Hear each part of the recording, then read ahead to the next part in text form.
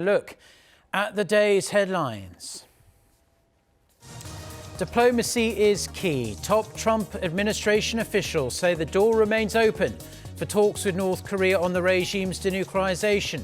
This as the stalemate stretches into a third month. The Federal Reserve keeps rates unchanged and signals little appetite to adjust them anytime soon. It notes how some key economic activity in the U.S. slowed during the first quarter.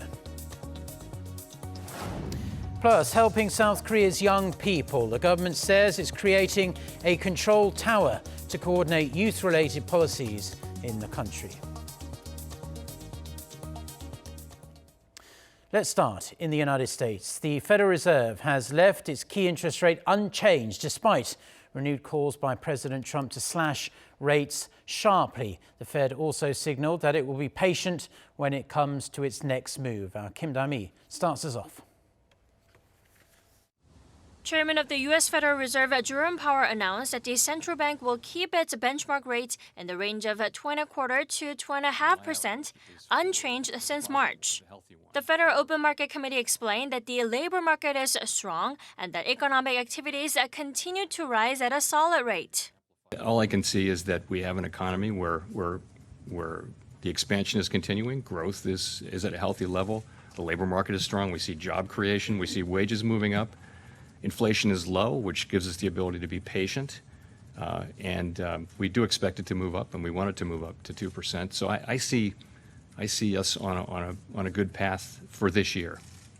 The Fed acknowledged both overall and core inflation have declined and are running below the central bank's 2% target. The chairman also added that there was a slowdown in household spending and business investment in the first quarter, noting that the basis for a healthy economy is consumer spending and business investment. Earlier on Tuesday, U.S. President Donald Trump tweeted that the Fed should reduce rates by 1% to help the U.S. economy go up like a rocket. While the Wall Street Journal reported that the key officials of the Fed are reviewing conditions of the benchmark rate, the Fed chief said for now, low inflation allows the central bank to be patient in deciding on any further changes to its overnight benchmark lending rate. Kim Da-mi, Arirang News. The South Korean government will establish a committee presided over by the Prime Minister's office to overlook youth-related policies. This decision was reached during a meeting on Thursday between the ruling Democratic Party, the government, and the presidential office. The three sides will also be making individual efforts by creating separate bodies solely dedicated to working on youth-related matters and plan to encourage young people to take part in the coming up with relevant policies. The ruling party also said it will seek cooperation from the opposition bloc to swiftly pass youth-related laws and vow to boost next year's budget to deal with youth-related issues. Now, seeking words of wisdom at a difficult time for the country, President Jaein will hold a working lunch in the coming hours with a dozen past government officials and veterans of South Korea's legal and academic circles to seek their advice on state affairs. Attendees include a former prime minister during the past Kim Young-sam administration, ex-ministers, as well as lawyers and professors. They're expected to discuss the administration's reform drive, the jobless crisis, and the creation of a social safety net. The president held a similar meeting last month with members from South Korea's business world. Now, the denuclearization negotiations between the United States and North Korea have been stalled since the Hanoi summit back in February. But top Trump officials continue to stress that diplomacy is the key to their primary objective, namely the denuclearization of North Korea. Our Kim Hyo-sun has this report. Acting U.S. Defense Secretary Patrick Shanahan pointed to diplomacy as the primary way to get North Korea to give up its nuclear weapons. In his testimony before the U.S. House of Representatives Appropriations Committee on Wednesday, Shanahan added the Pentagon continues to generate readiness in case diplomacy fails. He also stressed that North's denuclearization is his department's most pressing goal, which reaffirms that the Pentagon will continue to support dialogue between Pyongyang and Washington. Meanwhile, U.S. Secretary of State Mike Pompeo has reiterated that Washington is ready to resume dialogue with the North, adding he's hopeful about the regime's denuclearization process. In an interview with Fox News on Tuesday, the top U.S. diplomat said there's only one real approach to denuclearization, and that is to do it right and to begin to reduce the threat. Such remarks come as the North's Vice Foreign Minister Choi Sun-hee called on Washington late last month to change its current way of calculation and re-establish its stance. In the aftermath of the Hanoi summit in late February, Pyongyang has criticized top American officials, including Pompeo, through its state media, blaming them for leading talks into a dead end. Kim Yo-sun, Arirang News. Now, Seoul and Washington are in the final stages of organizing U.S. Special Representative for North Korea Stephen Biegun's trip to South Korea that's set for next week. South Korean media reports, citing diplomatic sources, say that Biegun's first trip to Seoul since the Hanoi summit is set for May 8th through the 10th. In Seoul, he's expected to meet with his South Korean counterpart Lee Do-hoon to discuss the North's nuclear issue following the Hanoi summit, which ended prematurely without a deal. Should all go as planned, next week's meeting will be the first working group meeting between the allies in a couple of months. Seoul and Washington also plan to discuss the South Korean government's delayed humanitarian aid to the North via international organizations. Now, last October, tours to the joint security area in the DMZ were halted for a while because of joint projects between the two Koreas. But they are back on, and tourists say now the vibe is different. Our Kim Jeon went to check it out and files this report. A tourist destination that had attracted millions of people a year from all over the world has reopened to the public after a 7-month hiatus, this time with renewed significance. The once heavily guarded inter-Korean truce village of Panmunjom, which is located on the southern side of the Joint Security Area, or JSA, is now associated with peace, prosperity, and the disarmament of the two Koreas. Tours have been sought because of the work of removal of landmines and military posts in the DMZ. The operations were part of the Inter-Korean Comprehensive Military Agreement signed last September aimed at disarming the JSA. Seoul's defense ministry also says it's working with North Korea and the UN command to allow visitors access to the northern side of the JSA. Civilian access to previously off-limit areas that played symbolic roles in the first inter-Korean summit between President Moon Jae-in and North Korean leader Kim Jong-un held last April are now included on the tours. This includes the blue footbridge the two leaders strolled over, as well as a memorial tree they planted near the military demarcation line. What you'll feel here in Panmunjom is a different vibe.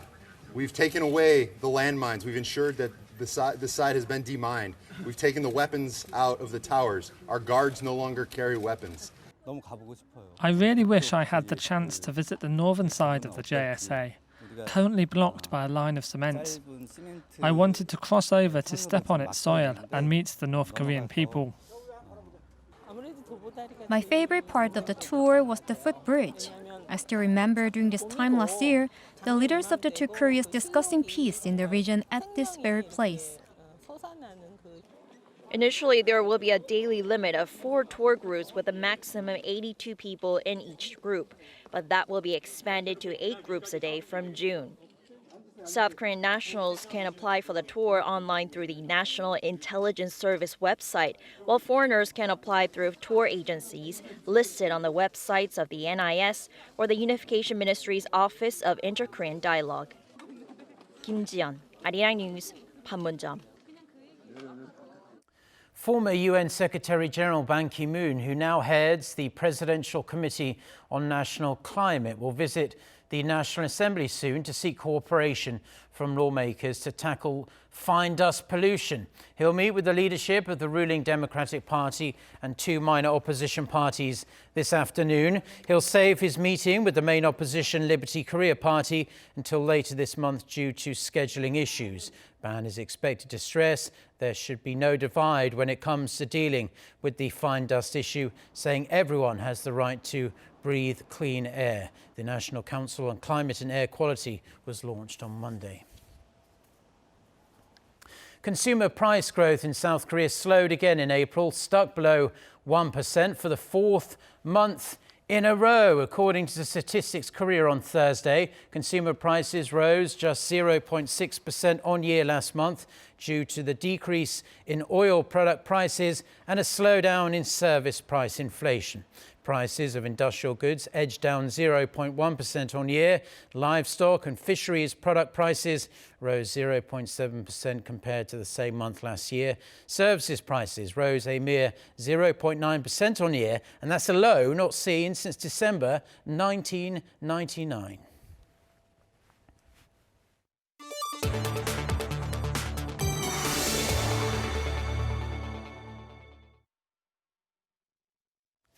So let's follow up on the uprising in Venezuela against embattled President Nicolas Maduro. Big anti-government protests have been held yet again in the South American country. For more on this and other news from around the world, let's turn to our very own Hong Yu to tell us more on the latest that's happening in Venezuela. Well, Mark, a day after violent clashes with government forces, protests are being held by both government opponents and Maduro supporters in Caracas. Guaido, the opposition leader, has called for support from protesters in various locations across the country after Maduro said he had stopped an attempted coup on Tuesday. Demonstrations by Maduro supporters are largely formed by those from working-class backgrounds.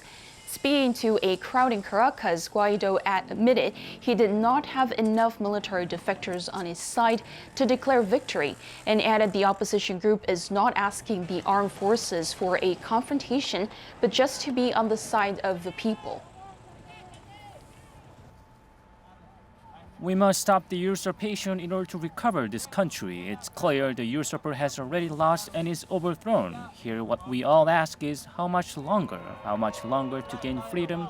How much longer to recover electricity, water, relatives? How much sacrifice will freedom cost, democracy, happiness? At the moment, I can't pin it down, days, hours, weeks, but I want to say something. Protests do work, they listen to us. In January, Guaido declared himself Venezuela's interim leader and has been recognized by more than 50 countries, including the U.S. U.S. Secretary of State Mike Pompeo said Wednesday that the U.S. would prefer a peaceful transition of government in Venezuela, but the American military action is possible if that's what's required. But Maduro, backed by Russia, is refusing to go. Russia is one of Venezuela's largest creditors and has been helping the economy by heavily investing in the country's oil sector. Russian Foreign Minister Sergei Lavrov warned Pompeo during a phone call on Wednesday that attempts to oust Maduro were fraught with the severest consequences. He also said Washington's support for Guaido is a gross violation of international law. The latest round of trade talks between the U.S. and China wrapped up in Beijing on Wednesday, with the U.S. Treasury Secretary calling the meetings productive. With the U.S. dropping a crucial demand to the negotiations, watchers say all signs points to a positive result. Lee Sing-jae reports. The U.S. and China appear to be getting closer to ending their long trade war, which has cost both sides billions of dollars, disrupted supply chains, and roiled financial markets. U.S. Treasury Secretary Steven Mnuchin, after concluding Wednesday's round of talks in Beijing, took to Twitter to call the meetings productive. The two countries will continue their high-level trade talks next week in Washington. Both Washington and Beijing have noted progress on issues which include intellectual property and forced technology transfer to help end the conflict that has been marked by tit-for-tat tariffs. Despite the White House ramping up pressure to reach a deal, even warning that the U.S. is prepared to walk away from the negotiations, the Financial Times reports that President Trump has dropped a central demand that China halt alleged instances of commercial cyber theft. The report, citing several people briefed on the matter, added that Trump has softened his administration's opening negotiating position. However, there's still much to be discussed between the economic powerhouses, as U.S. officials have noted an enforcement mechanism for a deal and timelines for lifting tariffs are sticking points. China has also acknowledged that it views the enforcement mechanism as crucial, but says it must work both ways and cannot only put restraints on Beijing. Watchers say the two sides are expected to reach a deal in mid-May, possibly setting up a summit between the leaders of the two countries. Lee Seung-jae, Arirang News. British Defense Secretary Gavin Williamson has been fired over the leak of a key decision related to the Chinese telecoms company Huawei from a UK National Security Council meeting. An investigation was launched last week after the Daily Telegraph newspaper said the UK government had agreed to let Huawei participate in some aspects of Britain's 5G mobile network. The U.S. has been lobbying its allies to exclude Huawei from all 5G networks that could allow the Chinese government to access data on its networks. Williamson denied he was the leaker in a tweet, adding he chose not to accept his resignation because it would suggest he's guilty. A British court has sentenced WikiLeaks founder Julian Assange to 50 weeks in prison after jumping bail and taking refuge in Ecuador's embassy in London 7 years ago.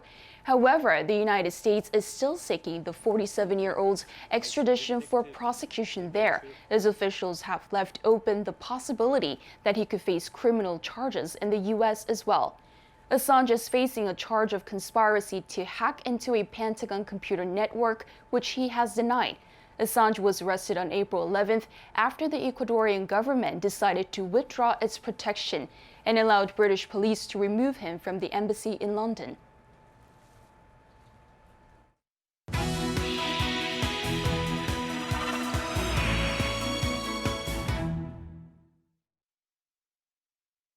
Time now for our Life and Info segment, where we focus on information that will hopefully be useful for your everyday life. Today we're going to focus on culture, which is always fun. And to explain what's happening this month in South Korea, I'm happy to say that our So Bobin is in the studio with us. So Bobin, what do you have for us today? Hi Mark. Today it's May, and in the month of May it's called Family Day, Family Month in South Korea. And families get to spend a lot of time together in this month. And in May, one of the most celebrated days is Children's Day, which is on May 5th. And to mark this special occasion, a variety of events are taking place in Seoul. Do you have anything planned to do on this day with your kids? On Children's Day? Yes.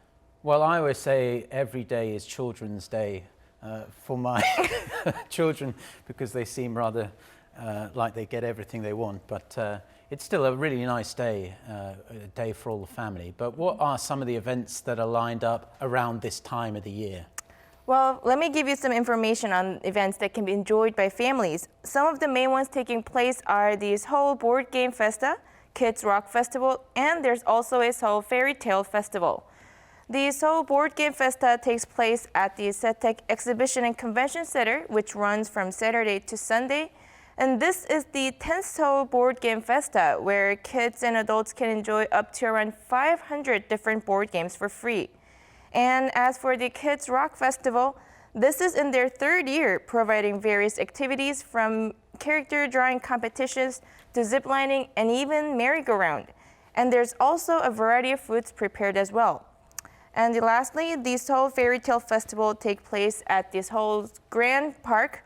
The park is themed under fairy tale, presenting children with hopes and dreams, and should give adults a chance to reflect on their childhood memories as well. Yeah, well, I seem to have forgotten most of my childhood memories. It was a long time ago now. But it seems good that Seoul is laying on all these events for children for Children's Day. And I noticed that it's not only going to be on Children's Day. A lot of those events, they're going to be across the 3-day weekend at least. But in regards to this being Children's Day, it's not all about children, because the adults have to be relatively entertained as well. So can you tell us about any events that might interest the whole family? That's a good question, Mark. But before I introduce you to this another event I have prepared, I want to ask you, how well do you know Disney? How familiar are you? Well, very. Who isn't these days? But yeah, I watched all of them. I tend to watch the newer ones these days, like Frozen, Wreck-It Ralph, and those kind of ones, yeah. Are there any Disney characters that you like the most, like one of your favorite ones from your childhood memories? Well, from what remains of my childhood memories, I'd say Mickey Mouse has to be, he's a classic, of course. Donald Duck was quite good as well. But from the newer ones, I'd say Buzz Lightyear, Toy Story, that's a funny film, and Olaf, the snowman, right? From yeah. What about you? I personally really like Winnie the Pooh, and also Lilo and Stitch as well. Well, I've seen your pen. It's got the character in it. But go ahead.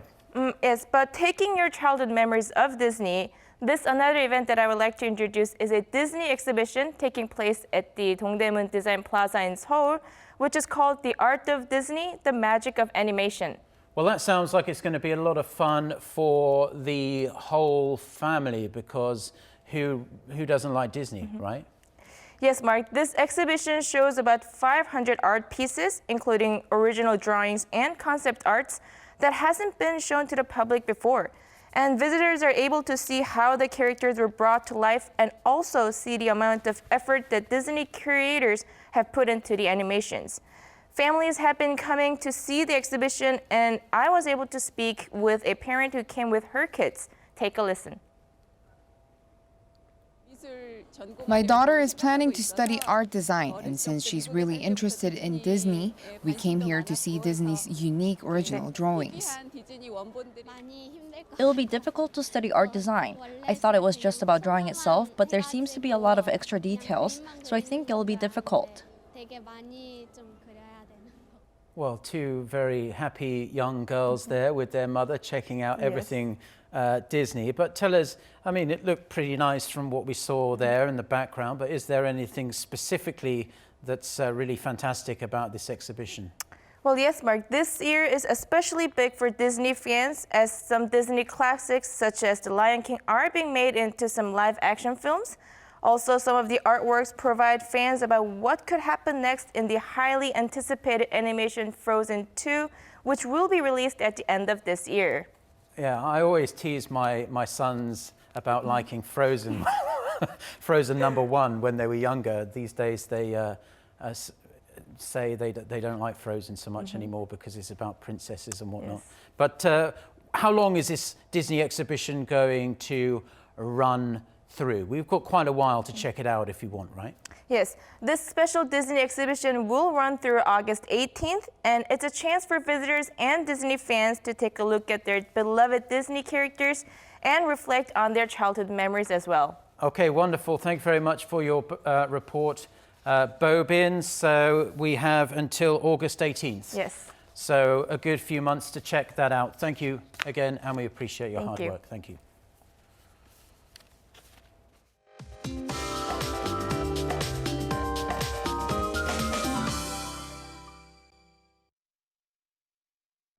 Good morning.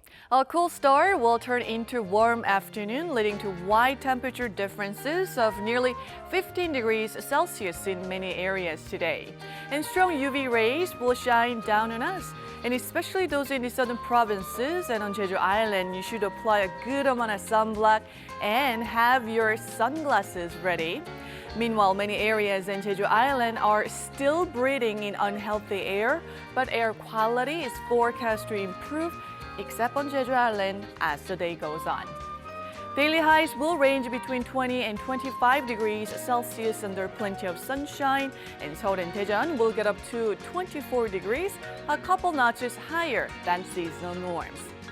The warming trend will continue into the holiday weekend, and next Monday is Ippa, the beginning of summer already, according to East Asian calendars. Pollen levels, though, will be in the high range. Tree pollen like pine will be the top contributors, And the most effective way to control hay fever is, of course, to avoid exposure to pollen. So keep windows and doors shut and wear sunglasses and a face mask to cover your face. That's Korea for you, and here's the international weather for viewers around the world.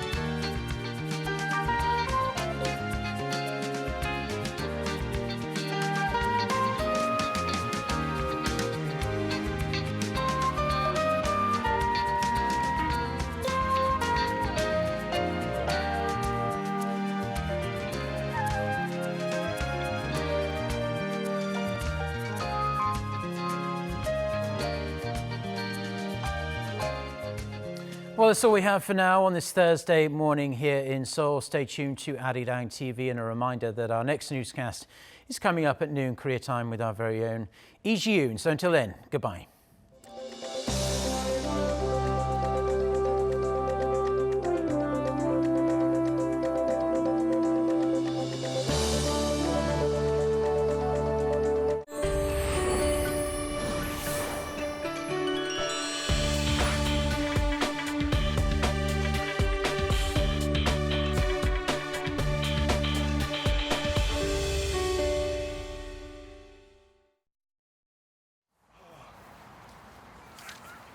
올해도 어김없이 2019 멍뜨리기 대회에도 정말 많은 분들이 지원을 하셨고 어쨌거나 그렇죠. 우리나라에서만 있는 대회니까 뭐 의미는 있죠. 지금 기분이